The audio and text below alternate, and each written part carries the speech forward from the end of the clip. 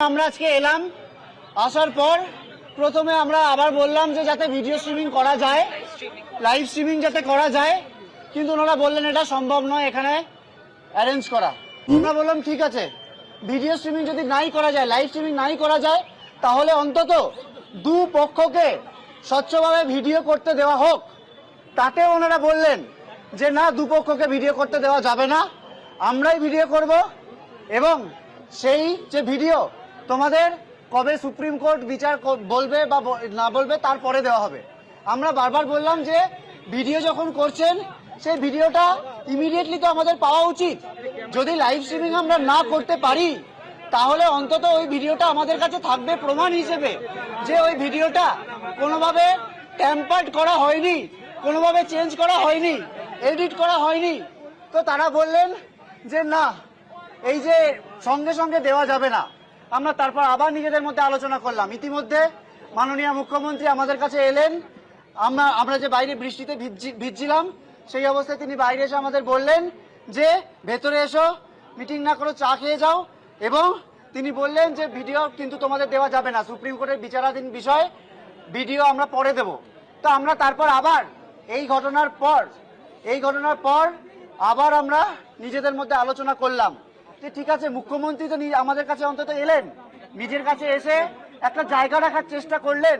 তো আমরা নিজের মধ্যে আলোচনা করে ঠিক করলাম যে ঠিক আছে, তার চেয়ারের প্রতি সম্মান রেখে এবং মুখ্যমন্ত্রীর প্রতি সম্মান রেখে আমরা কোনো রকম ভিডিওগ্রাফি ছাড়াই শুধুমাত্র যে মিনিটস দেওয়া হবে, যাতে আমাদের সাইন থাকবে এবং ওনাদের সাইন থাকবে,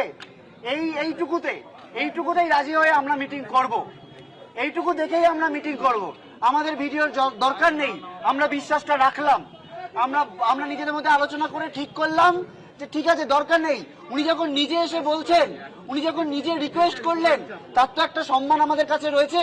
সেই সম্মানটা দেখানোর জন্য আমরা ভাবলাম যে ঠিক আছে, দরকার নেই ভিডিও, আমরা আস্থা রাখি। আমরা তারপর বললাম, যখন নিজেদের মধ্যে আলোচনা করে যখন আমরা জানাতে গেলাম যে ঠিক আছে, আমাদের দরকার নেই, আমাদের শুধুমাত্র ওই মিনিটটুকু দেওয়া হোক, এই অবস্থায় আমরা আলোচনায় বসতে রাজি। তখন হঠাৎ করে স্বাস্থ্য প্রতিমন্ত্রী চন্দ্রিমা ভট্টাচার্য তারা এসে বললেন যে অনেক দেরি হয়ে গেছে, আর সম্ভব নয়। আমরা 2 ঘন্টা 3 ঘন্টা ওয়েট করেছি, আমরা আলোচনায় বসতে রাজি নই। আমরা বললাম তার মানে কি, আমরা তো এতটা নামলাম, আমরা তো এতটা সদিচ্ছা, আমাদের 5 দফা ন্যায় বিচারের দাবি যাতে আমরা আদায় করতে পারি, যাতে অচল অবস্থা কাটতে পারে, যাতে গোটা রাজ্যে এই যে একটা ব্যাপক ক্ষোভ তৈরি হয়েছে, একটা অচল অবস্থা তৈরি হয়েছে, সেটা যাতে আমরা মেটাতে পারি সুষ্ঠুভাবে, তার জন্য আমরা এমনকি লাইভ স্ট্রিমিং, ভিডিও রেকর্ডিং সবকিছু ত্যাগ করলাম। তারপর আমাদের কি বলা হলো যে আর আলোচনা সম্ভব নয়, হয় আপনারা বেরিয়ে যান, নইলে আপনাদের বাস ডেকে আপনাদের বের করে দেওয়া হবে।